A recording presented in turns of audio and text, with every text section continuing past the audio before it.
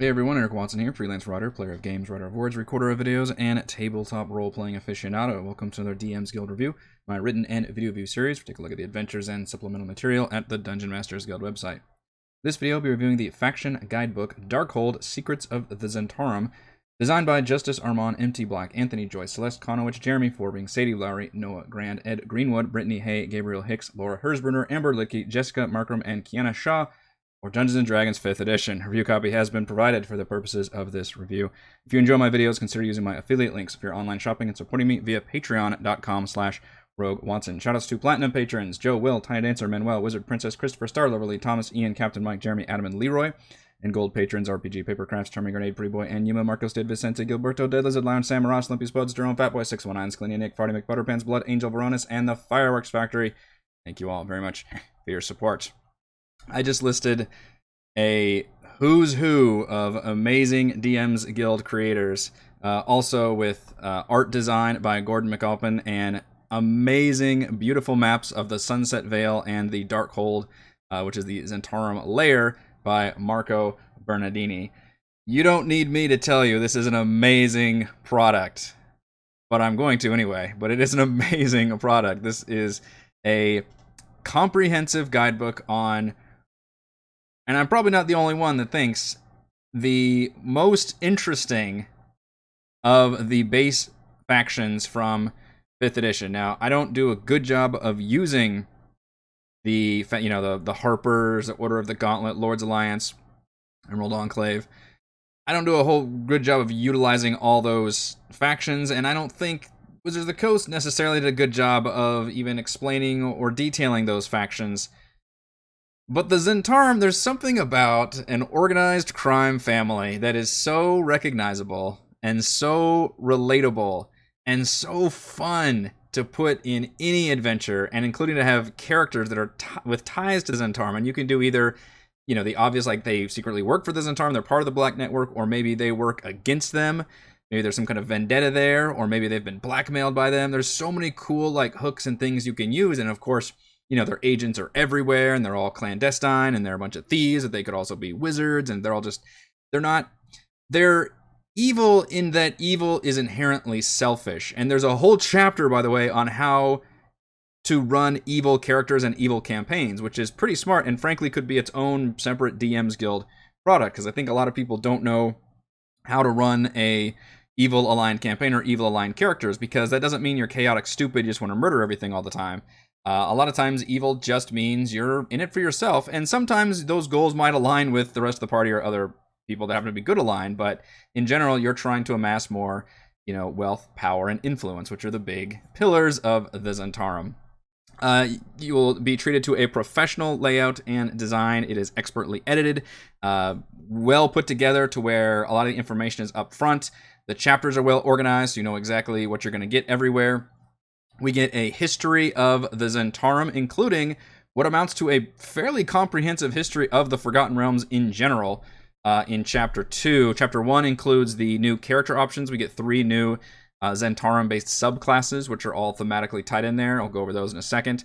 We also get a region overview for the Sunset Vale, and then a location overview for Darkhold. So regional would be, it really reminds me of the Dasaran Valley from Prince of the Apocalypse, or like a breakdown of Storm King's Thunder, obviously a big version of this, but where it just goes location by location. Hey, here's this town, here's this road, and then here's here's the population mix, here's what's happening here, and then here are some adventure hooks, which is pretty much exactly what I need to just give an overarching view of how this particular area works. And really, you could turn the entire Sunset Vale into a adventure zone, the same way they did with the Dasaran Valley in Princes of the Apocalypse.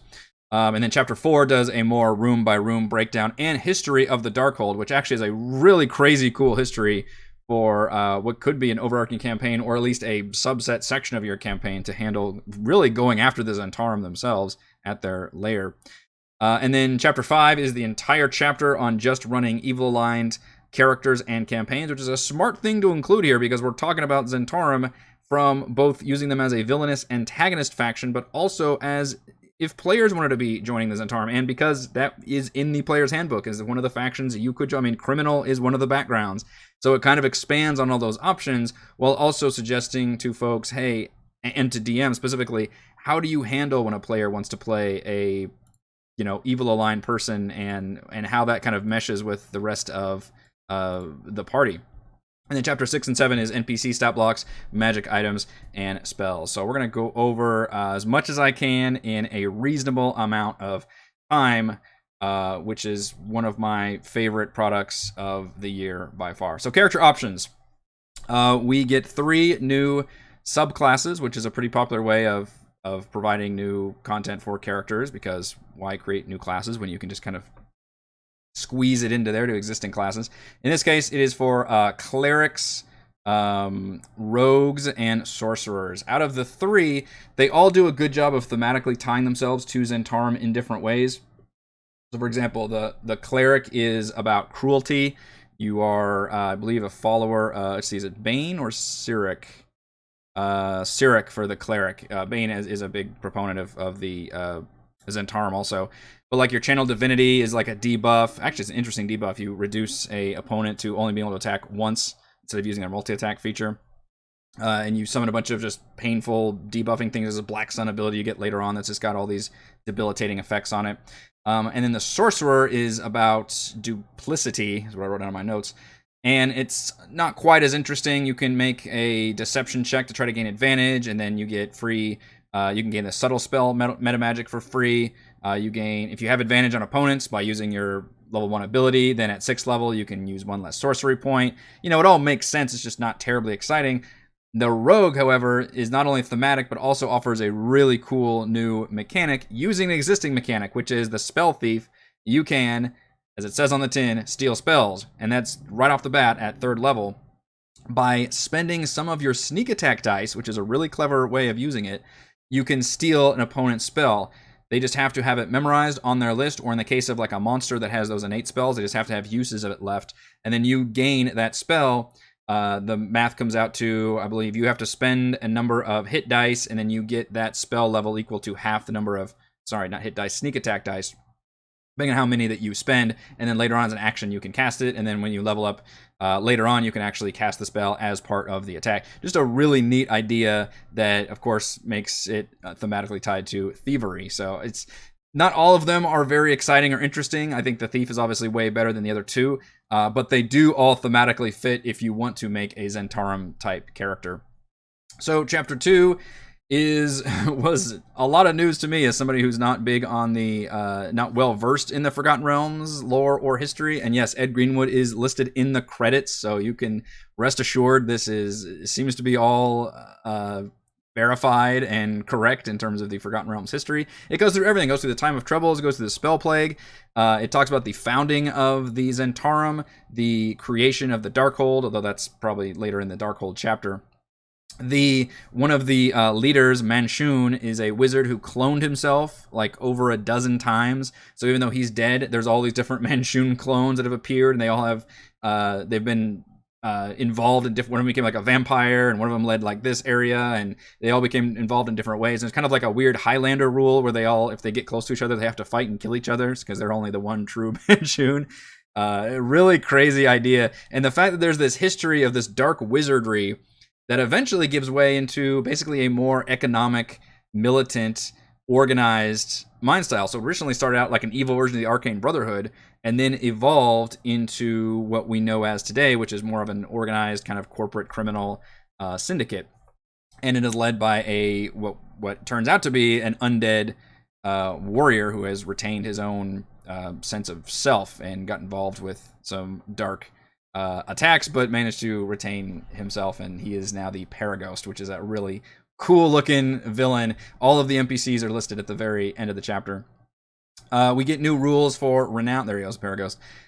New rules for Renown, which is if you increase in ranks by joining the Zhentarim. Something that I wish was included in the base book. Like, why, give players that mechanical reward. Not everybody needs to use that. Some people can just have factions be fun from a role-playing viewpoint, but I think it would help if you give people actually mechanical rewards when they go up in rank, and this does that here with the hierarchy. You gain magic items, or you gain the ability to hire, thieves and assassins and goons. There's a cool new addition to rules. There we go. Where you can hire like assassins and spies to literally go and like kill people for you. And you have to roll percentile dice to see if they get captured or if they manage to kill their target or whatever. Really, really cool information here. This section here, the Thieves' Cant, I want to really stand out as being exceptionally clever. So Thieves' Cant is a way for rogues to communicate. You know, all rogues get this ability where it's a bunch of like hand signals, from what I understand, a way for rogues to all kind of communicate with each other when they're like, you know, on a job or something. And what this does is it expands the Thieves' Cant into a bunch of coded messages. So you can really have fun from a role-playing viewpoint. And I think the idea here is that you give your players who know Thieves' Cant, you give them all of this information. You tell them, here's what all the different phrasing means. And then you have an NPC can approach them as part of their, you know, character-specific story or whatever, and start giving them these coded message. And then the players can play along with that. And the whole thing has to do with food. You're inviting somebody to a big party, and then the kind of party, the kind of food being served, and all these different questions you can ask have to do with what kind of job is it, who is the target, are we expecting any danger, what's the pay like. It's incredibly clever and interesting. And again, this could be its own DM's Guild product. It's just expanding Thieves' Cant to make it more actionable and really involve the players in a fun role-playing manner. So I could definitely see myself using this for anybody who's got Thieves' Cant, and if I want to be able to approach them and really get into it from that standpoint, that could be a really fun way of doing it. And the whole thing, using food with all these different charts and stuff, is really in-depth and fun. So Chapter 3 and Chapter 4 breaks down those areas. Let's see. Okay, I need to go back to the beginning for Sunset Vale. I want to show off that awesome map. Here we go. So this is the Sunset Vale map. All of Chapter 3 basically goes through and explains all these different areas and regions. It breaks down towns by, you know, demographic and who's in charge and what kind of militia they can muster. Very similar, actually, if you've read Icewind Dale, Rime of the Frostmaiden, they have that whole kind of little at a glance chart, which is all very organized and easy to parse. And it also lists adventure hooks, which is a big thumbs up because that's something that this book otherwise lacks, is any kind of adventure. Now, it's not set out to be an adventure book. It's set out to be a source book or a guidebook, but I really appreciate that whenever you especially organize it by region and locations, break down just some adventure ideas. And Wizards does that in their own books when they do, you know, those bigger books, and then I'm really glad to see it here. So just some examples that I wrote down. In Hardbuckler, you can investigate the murder of a gnomish inventor, which leads to his clockwork factory, which of course can turn into a dungeon crawl. One of them, you get a job to escort a caravan of weapons and armor from Hill's Edge to Burdusk, but then a Zhentarim, approaches you and says, hey, do you want to basically take the fall? Do you want to drive it over to this area, halt it, let us steal from it, and we'll give you a cut?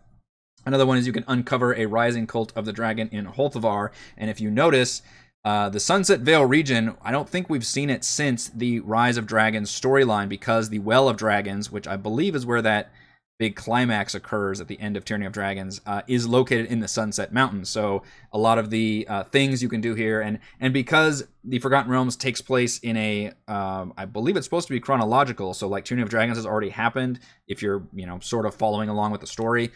So you can basically meet the aftermath of the Cult of the Dragon, and they're trying to, like, you know, reform and gather together, and, you know, it makes sense they would be around the Well of the Dragon, so that's a whole thing here.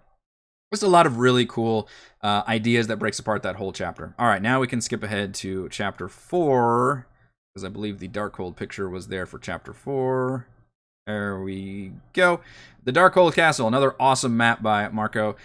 This is a really cool cutaway map of this giant mountain castle fortress that was initially built by Netherese Liches. Netherese Lich lesbian lovers. I would watch the shit out of that Netflix show. Give it to Noelle Stevenson, animate that, and let's watch them.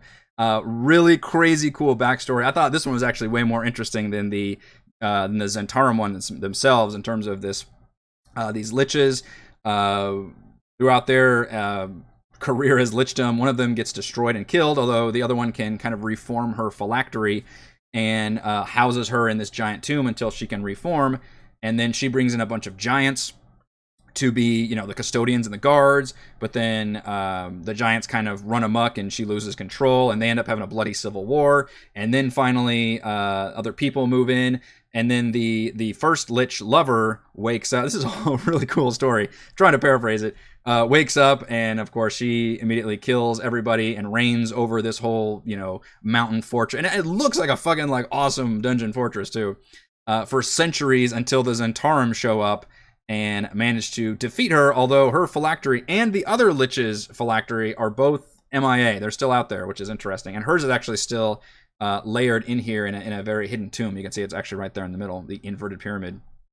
And then the Zhentarim move in and make it their base of operations.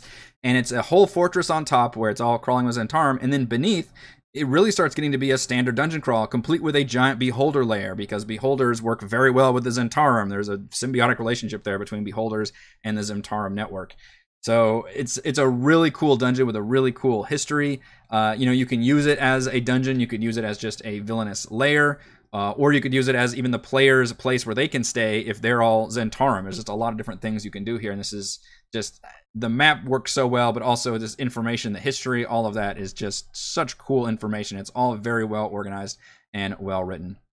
So Chapter 5 is about evil characters and running an evil-themed campaign. And this could have been its own DM's Guild product as well, because this is something that I've been trepidatious about doing. A lot of DMs probably have horror stories about trying to do this. And I think a lot of players maybe don't quite understand what it even means to be an evil-aligned player. I mean, if you feel like Raistlin from Dragonlance, I think is a classic example of an evil-aligned character, but he was still part of an adventuring party, and he wasn't trying to constantly undermine the players or anything like that. He still was invested in okay, my goal is to further my own power, but also I don't want to see the world taken over by these bad guys because that doesn't help me. So he was, he definitely did some bad things but never undermined the party. So that's always my idea. I'm sure everybody else has good examples of, scoundrels or things that are actually, and not just Han Solos where they're lovable rogues, but actually you are kind of a gray area, I don't know, more like a Deadpool maybe type character, and it includes different archetypes like that. You can be the anti-hero, you can be the scoundrel. Right here, you can be the one on the redemption. You can be the revenant, somebody who's come back from a terrible trauma of some kind. It goes through all that. It talks about advice for DMs on how to handle any kind of player interplayer problems, and introducing that as a story, like an NPC shows up and tries to mediate things, and how to run an overall just evil themed campaign. Safety tools, hey, what's okay and what's not, because you guys are evil themed, but that doesn't mean you're all, you might have your own code of ethics or things. So it's all really good information, very important to have, and easily could have not been in this product at all, and this product wouldn't have missed it. And it could have been a separate product, but because it's included here, huge thumbs up, as it actually does add a lot. And that is it's a very good point and angle to have, is how to actually handle that if the players themselves want to be involved in that from the player side. And then finally, we have magic items, spells, and NPC stat blocks. I'm gonna kind of hand wave through things here just to keep the time under control, but everything is themed towards the Zhentarim, which should be pretty obvious. So we've got evil or dark themed items. There's a quiver of lies, a rod of terror, a lamp of darkness, a bane sword. Things can cast evil spells, or otherwise you speak a lie and the arrow appears in your hands or something. Everything that you feel like these Zhentarim would be able to give you, or that would be thematically appropriate to that faction, and kind of similar in theme to the spells. I love that Manshun's Mage Hand is basically a force choke. It's a cantrip, so it only does a little bit of psychic damage, but still, what's not to like about just reaching out and choking somebody all the time because that's a cantrip? Anybody that annoys you, that's you probably use that from a role-playing standpoint more than actual combat. So a lot of fun little spells. The actual Lich even gets several spells named after her, Varala, which is really nice. So I love seeing that themed. The Rogues Gallery. So already during the Darkhold and the Zhentarim history, we were introduced to a lot of the major characters of the Zhentarim, including the Paraghost, which is now the leader of the Zhentarim. This dude who wears this huge, shock white, I believe it's called, armor with the skin, the grinning skull mask. Manshun, who's got the clones everywhere. Ashemi is apparently a Harper working deep undercover with the Zhentarim, which is funny because the Zhentarim usually work deep undercover with other factions. And they've all given extensive stat blocks. And it's not just these named NPCs either. We also get just generic NPCs in the form of like alley blades, which are like their foot pads. Specifically, they have sky mages that ride on their own custom wyverns. They're kind of cross between wyverns and dragons, and they look all almost undeadish. It's called the Foul Wings, which is really neat, and that's kind of what you saw on the cover with all these mage warriors riding the dragons. By the way, Shadow Knights, you designers thought you could sneak in a Batman NPC faction and not have me notice. Literally, a small group of wealthy and bored Zents have taken it on themselves to terrorize the populace by rooting out non-Zent sanctioned crime. These self-proclaimed Shadow Knights have pooled their resources to acquire an assortment of magic items that make them truly terrifying if encountered in a back alley.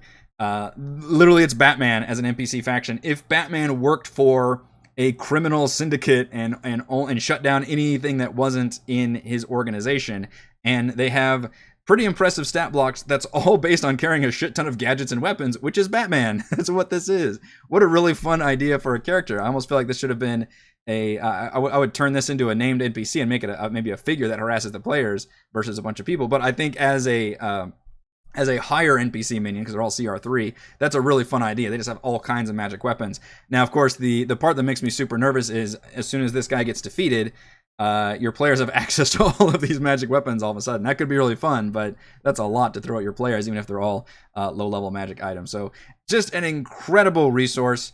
Tons of information here. Everything about it is professional grade and just absolutely amazing.